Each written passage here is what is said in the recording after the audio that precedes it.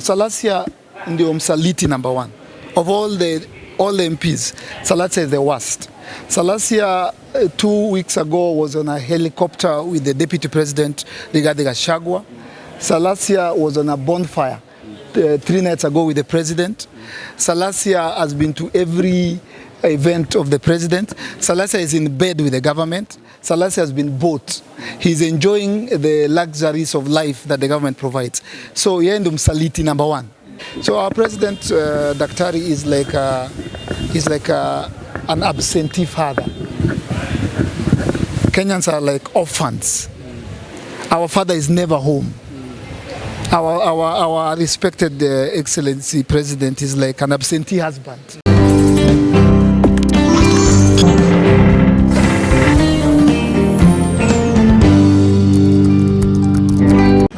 Acha kwanza lawyer ongee kwanza. Atuambie what's happening. Alafu mimi niwaambie yangu. Sawa. Si ndio? Okay. What's happening today is Eric was arrested yesterday. We've managed to release him on cash bail. We are waiting for I mentioned that probably next week when we will come back to court to probably take plea. But we're also discussing because it's a useless offense. The constitution allows Eric to picket.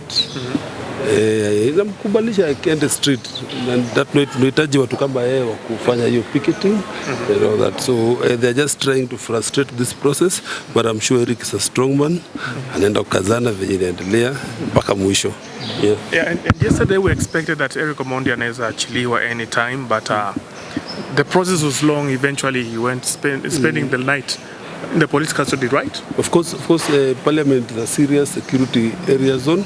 So there were little bit issues. We went to the police station. They were saying he was at Central Police Station at Apelekwa huko afterwards. They again taken to Kamkunji. So there's a lot of things around there. And I know police officers also are very cagey on dealing with issues of security. So kila mtu anasema hapana, hiyo si kesi yangu, hiyo sio kesi yangu and all that. So in the end, even in the morning we came here very early knowing he'll come for plea. But kidogo tukikuja, he's not in the cell, he's nowhere. In fact, I got very worried. I thought he's another Migunda issue. I was also almost trying to see if I could track his number, nijue ako wapi. But in the end, somehow I found out that amepelekwa again to Parliament Police Station. We rushed there, and thank God he's outside. Mtetezi lazima asaidiwe by all means. And the charge sheet, ameandikiwa mashtaka gani? They are yet to put in a charge because there's no charge sheet. There's no charge as at yet. We are thinking the DPP has rejected the charge, so probably there's no charge because this is a simple issue. There's nothing being investigated here, but we hope they will not charge him because now they've just given him cash bail. Wakisema wanafanya further investigation. Kuna investigation gani kwa ile kitu ilifanyika jana, ile anadidi kufanya, wanadidi kujua mboga ilitoka wapi. So there is nothing there, so probably there's no charge. It's just a way to frustrate him and to show that also the government is working. And of course we can see a lady right here. Sijui anaweza introduce. How are you doing? I'm good, how are you? Kindly introduce yourself. My name is Sharon. I'm an advocate of the High Court of Kenya. Awesome. Yes. And talking about what is happening right now in regards to what Eric Omondi did yesterday, do you think kulingana na maoni yako, is that a serious offense? Ni kitu ambayo kitafanya Eric Omondi aingie baridi kidogo? Well, no comment about that. However, he's exercising his right as a Kenyan citizen, in my opinion. Yeah. And we saw you yesterday trying to solution whatever was happening, and sijui all this ended what time? Maybe mulika na yeye hadi asubuhi ama what time did it end? Well, I left Kamkunji police station a few minutes to 9. I headed to Parliament police station to see if he can get bail, but they told me it was late at that time, so I should just let him sleep for a few hours and then he would be arraigned in court in the morning. Yes. And today vile mmefika hapa, kulingana na what people were anticipating, they thought probably Eric Omondi at first pale the judge na atasomewa mashtaka. Kulingana na maoni yako, with what Eric Omondi did, what can you say as a lawyer and all that? Ndio alipaswa kufika kotini kutake plea.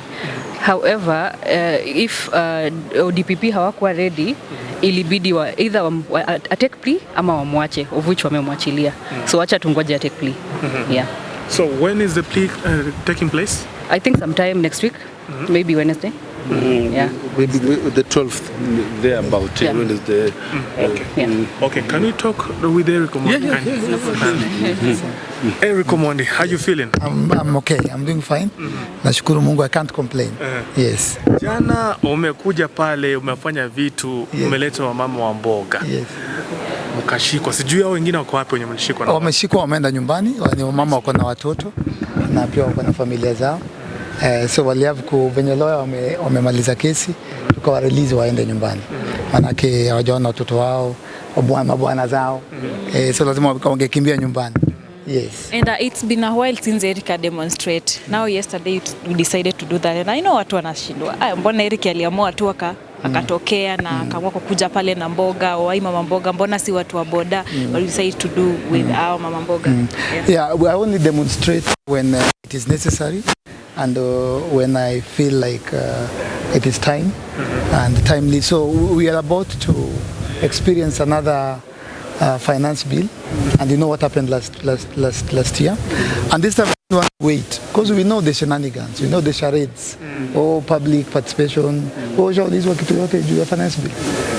So we know, so lazima tunaiba mbio, so tunakuja, alafu the government has been very smart to get our attention from the finance bill. UDA wana fight, Gachagua wana fight na rais, Sakaja sio amefanya nini, Limuru 3. It's all a distraction. So we came to shout, we came to make noise and remind Kenyans that they are yet again about to suffocate you, to depress you, basically almost kill you, because the Finance Act is worse than last year's. Yeah? Now I'm introduced kama uko na gari, hata mkate zito vitu ziko. So yesterday we came to shout, to remind Kenyans, do not talk about UDA angles. Those are distraction tactics. So we're just calling them out, yeah, telling Kenyans, so taking their focus from this to Finance Act 2024. So right now, nimeona kwa gazeti, nimeona kwa TV, Citizen jana, so Kenyans are back on track. We will not allow the government to hoodwink us. And we, as the lawyer said, Owadi, Nashali, it is within our constitutional right to picket. Wale ni wamama. That's why sikuja na boda boda. Wamama tu wamama mboga. Nilichukua hapa Mudhuru, hata alikuwa anauza mboga. What I didn't pay any mama. I just bought those mbogas. Kasema mboga gunia moja ni pesa ngapi? Nikanunua mboga zao. Kasema hizi mboga zenyu naomba mnisaidie. Nishanunua, tupeleke mahali. Mnimwagie pale parliament. You see? And so it was very peaceful, as of course as usual, until the police were involved. And we are not going to relent until ulisikia hao MP washapanda hao wasaliti hao kina Salasia. Yes, that means it's working. Yeah. No, they're planning to pass it because the president has the numbers, but we will put up a spirited fight. We'll be counted. We will stand against it. And somebody might wonder, why would Eric Omondi take all these demonstrations outside the parliament? Mbona siku wengine? Why parliament? It is the parliament. It is them who pass the laws. It is them that will be brought to the document. Sasa ni hapo, that ni hapo, usidanganywe si mali pengine. It's the parliament that is the house that passes these laws before it gets to the president. If you can stop it at the parliament, haitafikia rais. Yeah. Now watu walichaguliwa na wananchi. But how are you planning to stop it? Because parliament they are in this law, right? Yes. Eric Omondi is only one man. Parliament, there are a higher percentage of MPs that will sign this finance bill into act. How will you stop it? We will. You see, I was not one man yesterday. I was with 50 mama mbogas, and those are the voices of millions of mama mbogas. Tuko na boda boda. Tuko na. Don't underestimate the power of the people. I keep saying this. Don't look. It's not an Eric Omondi thing. It is a Kenyan citizen thing. They're the ones who are suppressed, oppressed. So if they are arrogant enough to think, tutapitisha, they need to think twice. Yeah. And even if they do, We will just sing songs with their names, we'll put billboards with their faces. Hawatarudi kwa nyumba 2027. And every MP that will pass that will say yes to that Finance Act, tutajua jina yake ni nani, anatoka wapi, na tuambia Wakenya. And talking of Salasia, he was so bitter by the after you did the video, akaenda akarekodi pia akafanya video yake akasema you should stop attacking them, especially yeye mwenyewe. Akasema mtoe hapo. Venye ulitaja wabunge akasema yeye you should unafaa kumtoa kwa hiyo story. So I don't know what do you have to say about you see, Salasia ndio msaliti number one. Of all the MPs, Salasia is the worst. Salasia 2 weeks ago was on a helicopter with the Deputy President Rigathi Gachagua. Salasia was on a bonfire 3 nights ago with the President. Salasia has been to every event of the President. Salasia is in bed with the government. Salasia has been bought. He's enjoying the luxuries of life that the government provides. So yeye ndo msaliti number one. Yeah, ndiye ametusaliti sana. Yeah, if you've been following Salasia, picha alipost na nani? Na rais, yeah?